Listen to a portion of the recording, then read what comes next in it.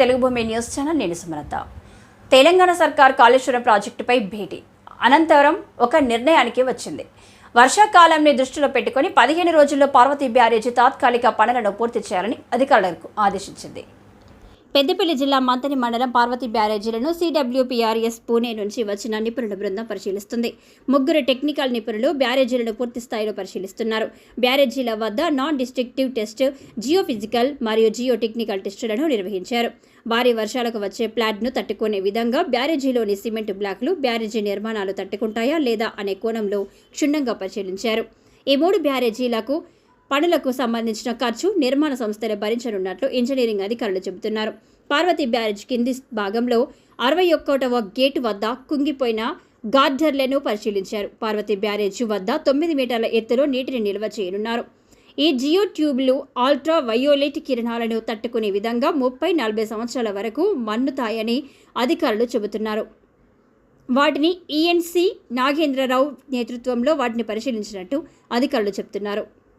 దీనికి సంబంధించి 2 రోజుల్లో సంస్థ ప్రెజెంటేషన్ ఇవ్వనున్నట్లు తెలుస్తుంది. ఈ ప్రక్రియ పూర్తి అయిన తర్వాత మరో 2 రోజుల్లో NGRI, CSMRS నిపుణులు కూడా మేడిగడ్డ, అన్నారం, పార్వతీ బ్యారేజ్ని పరిశీలించనున్నారు. మొత్తానికైతే వర్షాకాలాన్ని దృష్టిలో పెట్టుకుని 15 రోజుల్లో పనులు పూర్తి చేయాలనే లక్ష్యంతో తెలంగాణ సర్కార్ కసరత్తు చేస్తుంది.